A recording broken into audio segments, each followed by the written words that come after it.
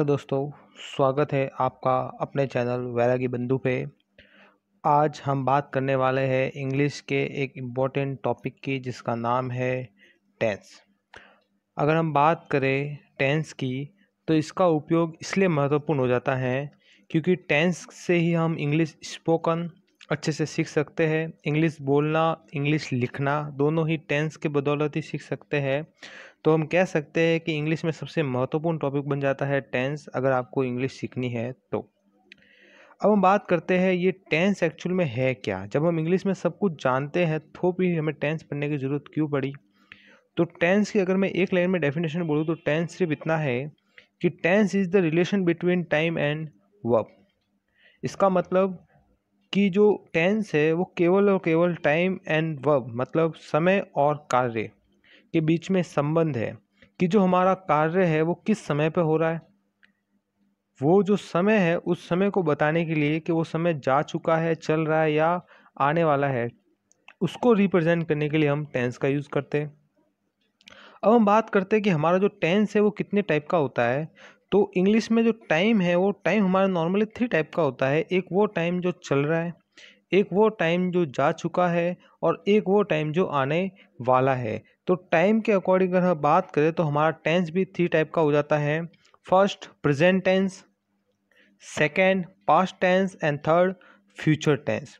यहाँ पे अगर हम बात करें प्रेजेंट टेंस की तो इस टेंस में हम उस घटनाओं को पढ़ते हैं जो वर्तमान समय में चल रही हैं। पास्ट टेंस में हम उन घटनाओं को पढ़ते हैं जो हो चुकी है या फिर हम ऐसे कह सकते हैं उन घटनाओं को जो पास्ट में दिए गए टाइम पे हो गई हो, चाहे वो 10 मिनट पहले की घटना हो या 1 मिनट पहले की हो, वो सभी घटनाएं पास्ट के अंदर आएगी। और फ्यूचर में हम उन घटनाओं के बारे में पढ़ेंगे जो आने वाले समय को बताएगी कि आने वाले समय में ये घटना हो सकती है, अर्थात फ्यूचर के टाइम को। ठीक है, तो ये हमने बात की टाइम के हिसाब से टेंस की। अब हमारा जो बेसिकली जो फर्स्ट टेंस है प्रेजेंट टेंस, हम उसको अच्छे से पढ़ेंगे। तो चलिए शुरू करते हैं प्रेजेंट टेंस को। तो जैसा कि आप देख रहे हैं प्रेजेंट टेंस, जैसा कि मैंने आपको बता भी दिया है कि इस टेंस में हम बात करने वाले हैं जो वर्तमान समय में जो घटनाएं चल रही है उनकी। मगर मैं आपको एक और चीज़ बता देता हूँ कि हम अगर वर्तमान समय की भी बात करें तो घटनाएं अलग अलग प्रकार की होती है। कुछ घटनाएं ऐसी है जो वर्तमान चल रहे समय में चल रही हो, कुछ घटनाएं ऐसी भी हो सकती है जो वर्तमान समय में जिस समय हम बात करें उस समय वो कंप्लीट हो गई हो, या कुछ घटनाएं ऐसी भी हो सकती हैं जो वर्तमान समय में चल रही है मगर कुछ समय पहले ही क्या स्टार्ट हुई हो। अर्थात ऐसी घटनाओं के हिसाब से हमारा जो प्रेजेंट टेंस है वो भी अलग अलग जो पार्ट में डिवाइड हो जाता है। तो हम कह सकते हैं कि प्रेजेंट टेंस को भी हम 4 भागों में पढ़ेंगे। सबसे पहले present simple, second present continuous, third present perfect and fourth present perfect continue. ठीक है, तो आप शुरू से लेकर एंड तक वीडियो में बने रहिएगा, तभी आपको टेंस अच्छे से समझ में आएंगे। मैं इस वीडियो में आपको जितना हो सके उतना इजी लेवल से टेंस कराने की कोशिश कर रहा हूँ। आप भी इसका सहयोग ज़रूर करें और उम्मीद करता हूँ आपको ये ज़्यादा से ज़्यादा समझ में आए। तो सबसे पहला हमारा प्रेजेंट टेंस में बन जाता है प्रेजेंट सिंपल टेंस, या जिसे हम दूसरा नाम अगर कहें तो प्रेजेंट इंडेफिनिट टेंस।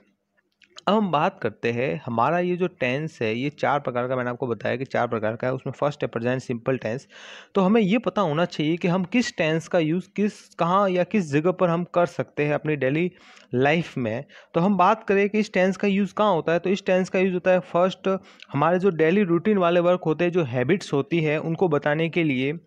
सेकंड इसका यूज़ होता है सार्वभौमिक सत्य। सार्वभौमिक सत्य हम ऐसे कह सकते हैं कि जो साइंटिफिक फैक्ट है, जो चीज़ें हमेशा सत्य ही मानी जाती है, जैसे सूर्य पूर्व दिशा से उगता है, तारे रात को चमकते हैं, वगैरह वगैरह। जितनी भी घटनाएं हैं जो सत्य हमेशा सत्य मानी जाती है उन घटनाओं को बोलते हैं सार्वभौमिक सत्य, और ये हमेशा प्रेजेंट सिंपल टेंस में लिखी जाती है।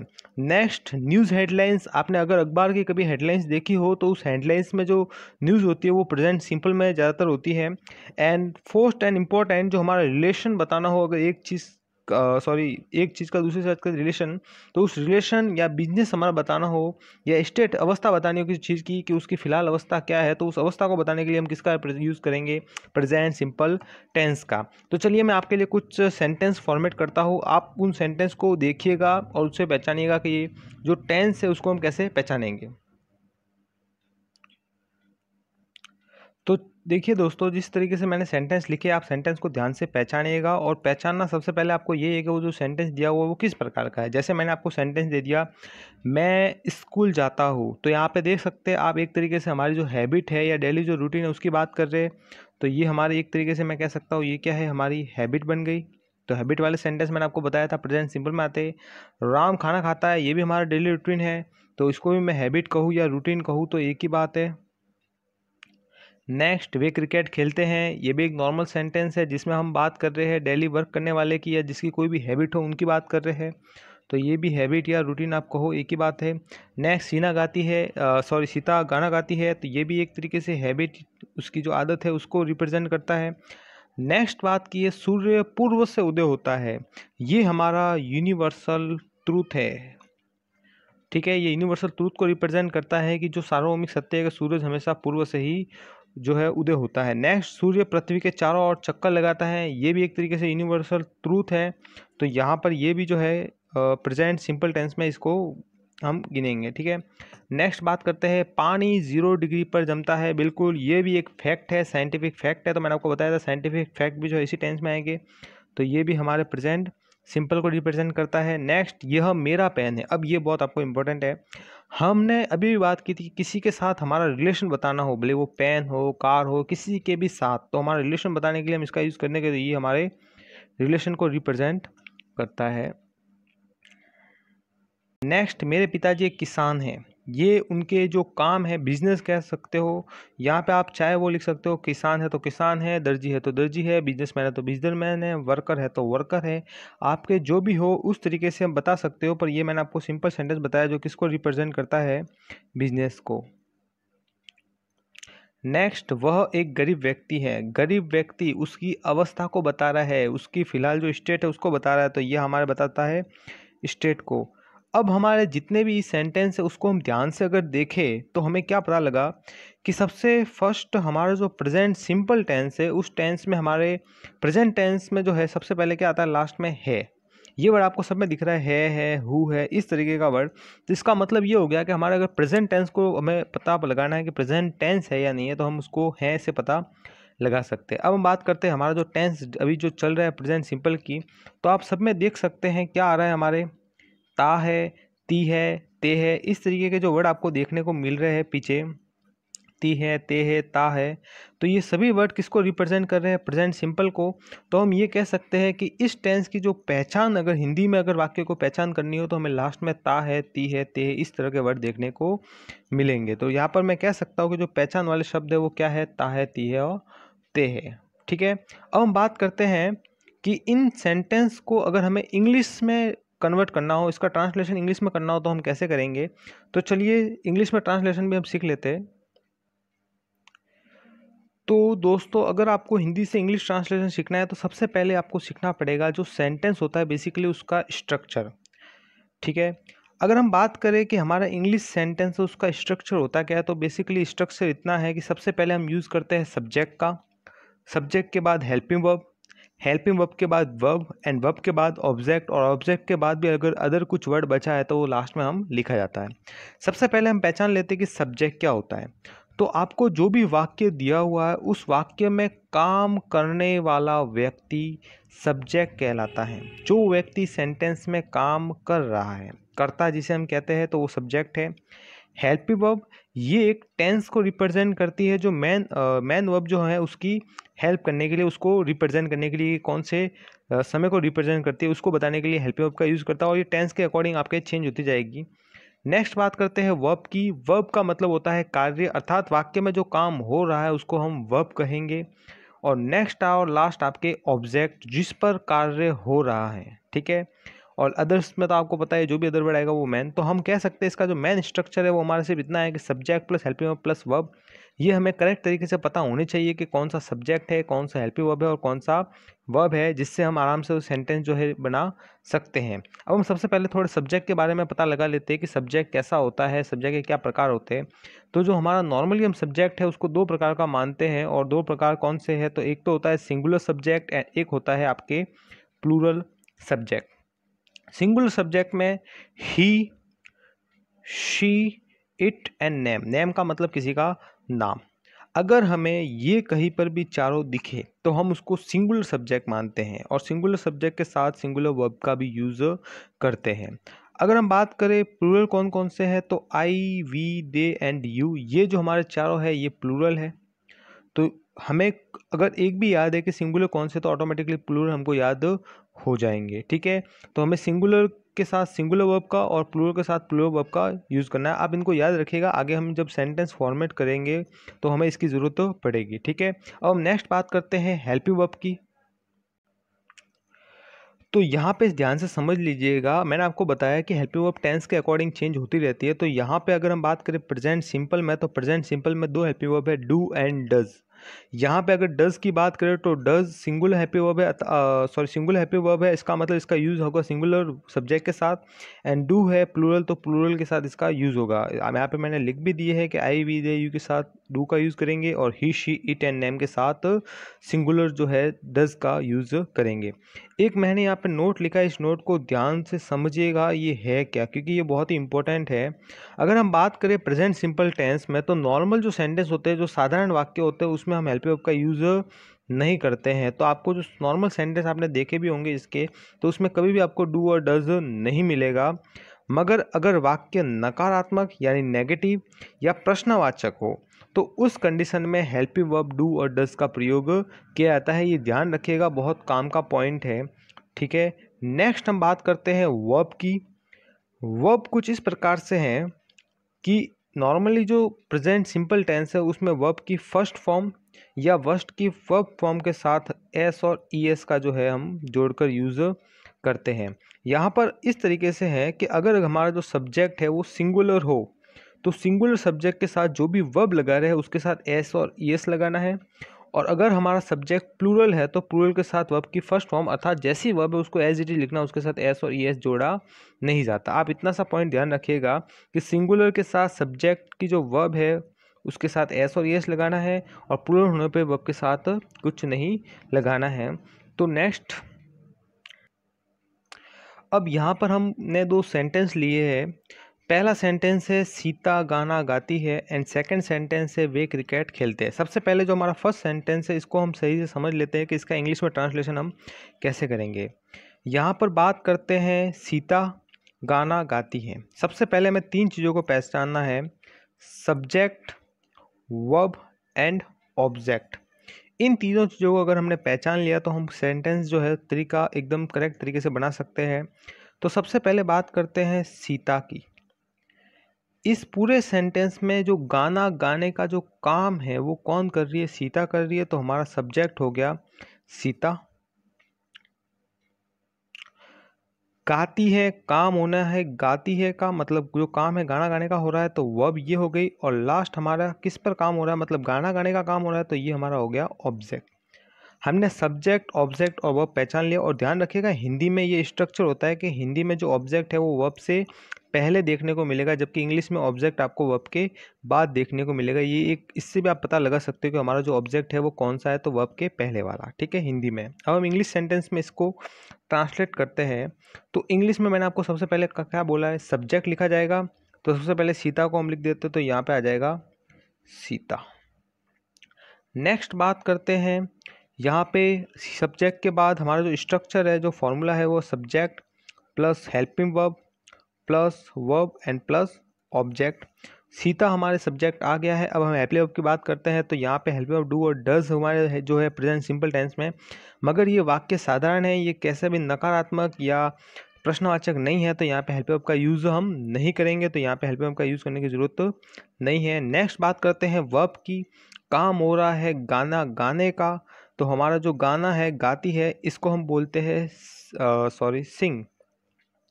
अब हम बात करते हैं अपने सिंग जो सब्जेक्ट जो वर्ब है उसके साथ एस या इस लगेगा या नहीं लगेगा। तो हमने अभी बात की थी कि अगर सब्जेक्ट प्लूरल हो, सीता किसी का नाम है, तो सब्जेक्ट हमारा सिंगुलर है। तो यहाँ पे जो वर्ब है सिंग, इस सिंग के साथ एस बिल्कुल लगेगा, क्योंकि सिंगुलर सब्जेक्ट होने पर उसके साथ एस या एस लगाया जाता है। नेक्स्ट हमारे वर्ब आ गए। अब लास्ट में ऑब्जेक्ट, तो गाने को बोलते हैं सॉन्ग। तो ये हमारा सॉन्ग। तो यहाँ पे हो गया सीता सिंग सॉन्ग। आराम से हमने बना दिया, हमें बस पता था तो क्या इसका इंग्लिश स्ट्रक्चर और साथ ही साथ के इस टेंस में किस तरीके का वर्ब का यूज़ हमें करना है। नेक्स्ट बात करते हैं, वे क्रिकेट खेलते हैं। सबसे पहले सब्जेक्ट, काम कर रहे हैं कौन, वे, ये हमारा सब्जेक्ट हो गया। क्या काम कर रहे हैं, खेलने का, तो ये हमारी वर्ब हो गई। और क्या खेल रहे, क्रिकेट, तो ये हमारा ऑब्जेक्ट। सबसे पहले सब्जेक्ट को लिखेंगे तो सब्जेक्ट हमारे वे है, इसको इंग्लिश में कहेंगे हम दे, तो यहाँ पे आ गया हमारा दे। फिर हेल्पिंग वर्ब नहीं आएगी, ये भी वाक्य आपके सकारात्मक है, साधारण वाक्य है, तो इसमें हेल्पिंग वर्ब यूज़ कर नहीं होगा। उसके बाद वर्ब खेलने को हम बोलते हैं प्ले, तो यहाँ पे आ जाएगा हमारा हेल्पिंग वर्ब प्ले। अब हम बात करते हैं इसके साथ एस या एस लगेगा नहीं लगेगा, तो अभी भी मैंने बताया आई, वी, दे एंड यू, ये जो चार है इनके ये प्लूरल माने जाते हैं और प्लूरल के साथ एस या एस वर्ब के साथ नहीं लगता, तो यहाँ एस या एस कुछ नहीं लगेगा। इसकी जगह अगर हमारे ही होता तो फिर लगाना पड़ता हमें।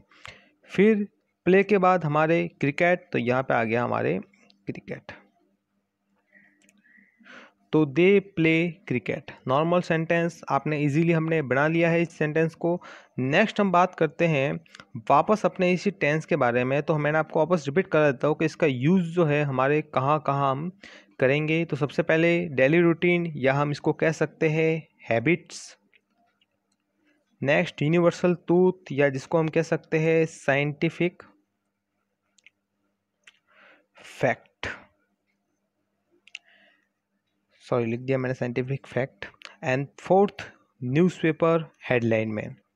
ये मैंने आपको जो अभी अभी लिखवाए हैं जो वर्ब की फर्स्ट फॉर्म वगैरह, उसके लिए मैंने चारों बात कर रहा हूँ कि जो वर्ब की फर्स्ट फॉर्म है उसका यूज़ कहाँ कहाँ करेंगे। तो इन चार प्रकार में कि हमें डेली रूटीन बताना हो, यूनिवर्सल ट्रूथ बताना हो, साइंटिफिक फैक्ट बताना हो, या न्यूज़ लेन की हेडलाइन हो, तब हम इसका यूज़ करेंगे। अब हम बात करते हैं नेक्स्ट टाइप के सेंटेंस की जो प्रेजेंट सिंपल में ही आएंगे। कुछ सेंटेंस ऐसे भी है जैसे हमें बताने हो किसी के साथ रिलेशन, या हमें बताना हो कुछ और, तो उस तरीके के सेंटेंस में किस तरीके का वर्ब का यूज़ करेंगे। तो चलिए उसको भी सीखते हैं हम। तो चलिए दोस्तों, सबसे पहले मैंने आपको बता दिया था कि हमारा अगर साइंटिफिक फैक्ट हो, यूनिवर्सल ट्रूथ हो, या फिर हमारा डेली रूटीन वाले हो, तो उसमें वर्ब की फर्स्ट फॉर्म, और वर्ब की फर्स्ट फॉर्म के साथ एस या ई एस लगाते हैं वो सब्जेक्ट के अकॉर्डिंग। अब हम बात करते हैं हमारे सेकेंड टाइप की, कि अगर हमें किसी चीज़ के साथ रिलेशन, हमारा बिजनेस, या हमारा जो किसी भी चीज़ के साथ स्टेट, उसको स्टेट को बताना हो, तब हम क्या करेंगे। तो ध्यान रखिएगा कि उस कंडीशन में सब्जेक्ट के साथ जो हेल्पिंग वर्ब है वो इज़, आर, एम, इसमें मेन वर्ब नहीं आएगी। आप सेंटेंस जब बनाओगे तो आपको इजीली पता चल जाएगा। और लास्ट में सीधा ऑब्जेक्ट, मेन वर्ब आपके इसमें नहीं होगी, क्योंकि हम जब रिलेशन बताते हैं तो उसमें किसी भी तरह का काम नहीं होता। यहाँ पर हम सीख लेते हैं कि इज़ का यूज़ किसके साथ करेंगे, तो ही, शी, इट एंड नेम। तो बेसिकली सिंगुलर जो नाउन होते हैं उसके साथ हम यूज़ करेंगे इज़ का। आर का यूज़ होगा वी, दे एंड यू का, जो प्लूरल नाउन है उसके साथ आर का यूज़ करेंगे। और जो एम है उस एम का यूज़ हम सी प्रोसिव आई के साथ करेंगे, और किसी के साथ जो है एम का यूज़ नहीं होगा। अब हम बात करते हैं, हमने एक सेंटेंस लिया है कि यह मेरा पेन है, या जो है पेन के साथ अपन रिलेशन बता रहे हैं कि ये पेन जो है मेरा है। अब हम इसको इंग्लिश ट्रांसलेट कैसे करेंगे। तो सबसे पहला मेरा सब्जेक्ट कि यह पेन एक तरीके से, या यह मेरा पेन है, या यह पेन मेरा है। यह, तो दिस पेन, यहाँ पे पेन सिंगुलर है तो वर्ब आएगी is. This pen is my. या फिर हम ऐसे भी लिख सकते हैं कि सॉरी, यहाँ पे दिस पेन ही लिखने का, ठीक है। या फिर इसको हम ऐसे भी लिख सकते हैं, ठीक है। एक और तरीके से हम बता देता हूँ जिससे आपको इजीली पता चल जाए। हमने सेंटेंस ऐसा कर लिख ही दिया है। यहाँ पे सेंटेंस है यह मेरा पेन है, तो आप ऐसे भी लिख सकते हो कि यह यहाँ पे वस्तु है तो इट के साथ इज हेल्पिंग वर्ब नहीं ऑब्जेक्ट, मेरा पेन तो माई मेरा के लिए, और पेन की जगह पेन। तो ये भी सेंटेंस आप लिख सकते हो कि इट इज़ माई पेन, ठीक है। नेक्स्ट बात करते हैं सेंटेंस की मेरे पिताजी एक किसान या कर्मचारी, वो अपने आप के हिसाब से आप लिख सकते हो। टेलर है तो टेलर लिखोगे, अगर वर्कर है तो वर्कर, बिजनेसमैन है तो बिजनेसमैन, मैनेजर है तो मैनेजर, जो भी आप लिख सकते हो। सबसे पहले हम बात करते हैं सब्जेक्ट, मेरे पिताजी, तो यहाँ पे मैं लिख दूंगा माई फादर।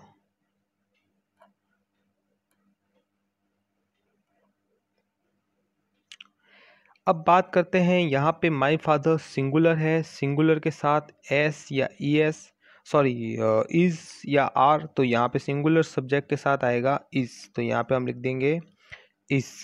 नेक्स्ट क्या है, अगर किसान है तो अ फार्मर, और अगर कर्मचारी है तो वर्कर। ठीक है, नेक्स्ट बात करते हैं सेंटेंस की। मेरा भारत महान है। सबसे पहले सब्जेक्ट, सब्जेक्ट हो गया मेरा भारत, तो माई इंडिया। सब्जेक्ट सिंगुलर है, भारत एक है, तो यहाँ पे आ जाएगा इज। महान है तो माई इंडिया इज ग्रेट। तो हमने आसानी से सिर्फ और सिर्फ कुछ बेसिकली रूल्स से आराम से सेंटेंस बना दी है। नेक्स्ट हमारा सेंटेंस है मैं 21 साल का हूँ। सबसे पहले मैं बता देता हूँ कि ये रिप्रेजेंट करता है हमारी स्टेट को, अवस्था को, हमारी की जो अवस्था जो है वो क्या चल रही है। अब सेंटेंस में सब्जेक्ट में, ठीक है ना, सॉरी यहाँ पे मैं 21 साल का हूँ तो आई के साथ ना इज ना आर, ओनली एम, तो यहाँ पर आ जाएगा एम। 21 तो यहाँ पे 21 और साल के ईयर, तो आई एम 21 ईयर और ओल्ड, एज बताने के लिए 21 ईयर ओल्ड। आप अपने चाहे हिसाब से भी बता सकते हो, जैसे आपको कोई पूछ भी ले तो आपकी कितनी एज है तो आप आराम से बता सकते हो कि आई एम, जो भी आपकी एज है 16, 18, 20 ईयर ओल्ड। ठीक है, नेक्स्ट थर्ड टाइप, इसी में हमारा जो थर्ड टाइप है उसमें हम बात करते हैं सब्जेक्ट, सब्जेक्ट के साथ is are am, is are am के साथ वर्ब की थर्ड फॉर्म एंड उसके बाद ऑब्जेक्ट। अब आप कहेंगे कि सर प्रेजेंट सिंपल में वर्ब की थर्ड फॉर्म का यूज़ कहाँ होता है, तो बिल्कुल होता है अगर हमारा जो सेंटेंस है वो कुछ इस प्रकार से हो कि जिसमें जो सब्जेक्ट है वो मौजूद नहीं हो, अर्थात जो काम करने वाला व्यक्ति है वो अननोन हो, कि वो काम कौन कर रहा है हमें पता नहीं है, उसके बारे में सेंटेंस में कुछ भी दिया हुआ नहीं है, तो उस कंडीशन में हम यूज़ करते हैं इस वाले हमारे फॉर्मूला का। ठीक है, अगर हम बात करें कि हमें अगर व्यक्ति दिया भी हुआ हो तो वो इस तरीके से उसके जो वर्ड है वो द्वारा लिखा हुआ आपको मिलेगा, तो भी हम कह सकते हैं कि वो किसको बताएगा, तो हमारे उसमें कंडीशन लगेगी थर्ड वाली, जो ये इस तरीके से है। और ये आपको कंडीशन जो है हम कह सकते हैं कि ये एक तरीके से पैसिव में यूज़ होती है, आपने देखा भी होगा। ठीक है ना, तो सब्जेक्ट या कह सकते हो जो हमारा सेंटेंस है वो पैसिव हो, एक्टिव ना हो। ठीक है, तो हमने यहाँ पे एक सेंटेंस लिखा है हमें अंग्रेजी पढ़ाई जाती है। अब मैंने आपको बता दिया है कि यहाँ पर अगर हम बात करें सेंटेंस में तो हमें अंग्रेजी पढ़ाई जाती है, यहाँ पे काम हो रहा है पढ़ाने का, और पढ़ाने का काम यहाँ पर कौन कर रहा है कुछ भी दिया हुआ नहीं है। यहाँ पर जो सब्जेक्ट अगर हम बात करें, हमें जो लग रहा है कि यहाँ पे ये सब्जेक्ट है, बट यहाँ पे काम हमें या व्यक्ति ये नहीं कर रहा है, तो ये सब्जेक्ट भी नहीं है। इसका मतलब हमारा सब्जेक्ट क्या हो गया, अननोन। इस कंडीशन में हमारे इस फॉर्मूले का हम यूज़ करेंगे। अब हम यूज़ करते हैं, तो यहाँ पे मैंने आपको बता दिया ये हमारा सब्जेक्ट नहीं है, तो हमारा सब्जेक्ट क्या हो जाएगा, अंग्रेजी।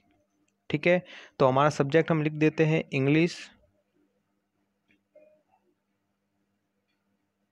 उसके बाद is are am, English subject का नाम है, सिंगुलर है तो इज। फिर पढ़ाने का मतलब टीच, और टीच की जो थर्ड फॉर्म होती है वो होती है टॉट। हमें पढ़ाई जाती है टॉट टू अस। ये हमारा सेंटेंस कंप्लीट। उम्मीद करता हूँ आपको ये समझ में आया होगा। इसी तरीके का हम एक और सेंटेंस बनाते हैं, तो हमारे अध्यापक द्वारा हमें अंग्रेजी पढ़ाई जाती है। इसमें आपको वर्ड सामने क्लियरली दिख रहा है द्वारा। मैंने आपको बता दिया, या तो आप उसको पढ़ो और वर्ब को हिसाब से देखो कि सब्जेक्ट नोन है या अननोन है, या फिर आप उसमें देखो कि आपको द्वारा वर्ड मिल रहा है या नहीं।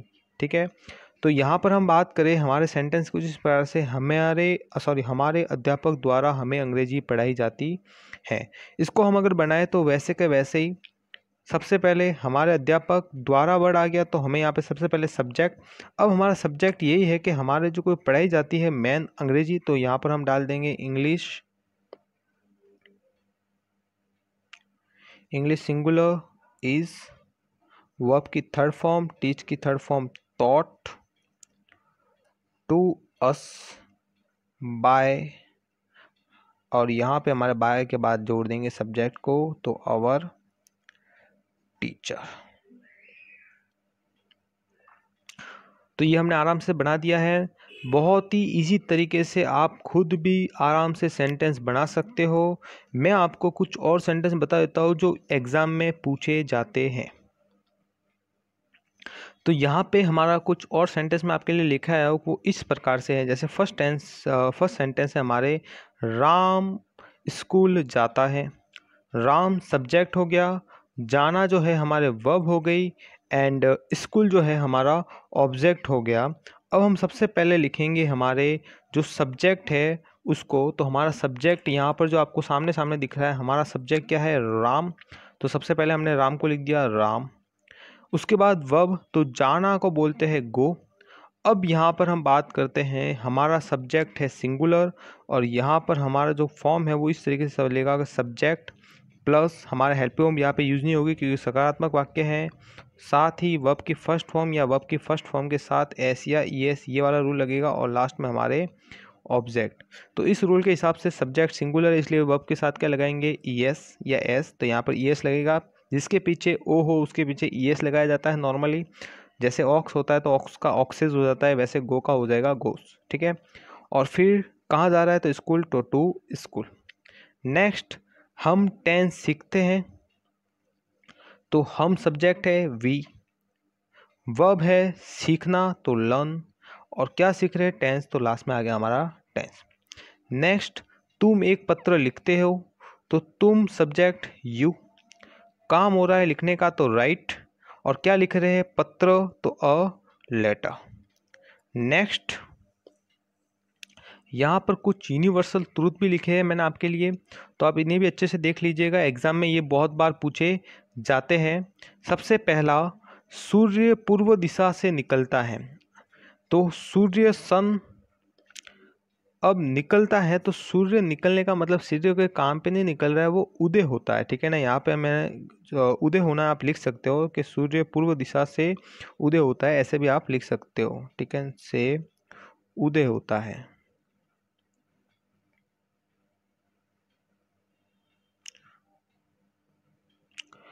तो सूर्य पूर्व दिशा से निकलता है, तो यहाँ पे सूर्य की जगह सन, निकलता है मतलब उदय, उदय को बोला जाता है राइज, तो यहाँ पे राइज आ गया। सिंगुलर है तो एस, और किस दिशा से निकलता है, तो पूर्व दिशा से, इन द ईस्ट। नेक्स्ट, तारे रात में चमकते हैं, यूनिवर्सल ट्रूथ है। तो द स्टार्स, स्टार्स है, तो यहाँ पे ये प्लूरल है, तो यहाँ पे साइन चमकने के लिए, और एट नाइट। पृथ्वी सूर्य के चारों ओर चक्कर लगाती है, मोस्ट इंपॉर्टेंट, बहुत बार एग्जाम में भी आया हुआ है। तो पृथ्वी द अर्थ चक्कर लगाती है तो रिवोल्व्स, अर्थ सिंगुलर है तो पीछे एस लगा, किसके चारों ओर, तो अराउंड द सन, तो अराउंड द सन, सूर्य के चारों ओर। नेक्स्ट यूनिवर्सल ट्रूथ, पानी 0 डिग्री पर जमता है। तो पानी, इसको इंग्लिश में बोलते हैं वाटर, जमने को बोलते हैं फ्रीज, और यहाँ पे पानी सिंगुलर है तो साथ में लग गया एस, एट 0 डिग्रीज। तो आप इसी तरीके से सेंटेंस बना सकते हो। उम्मीद करता हूँ आपको ये वीडियो पसंद आया होगा। पसंद आया है तो वीडियो को लाइक, चैनल को सब्सक्राइब कीजिएगा ताकि आपको नेक्स्ट इसी तरह के अच्छे से अच्छे वीडियो मिलते रहे।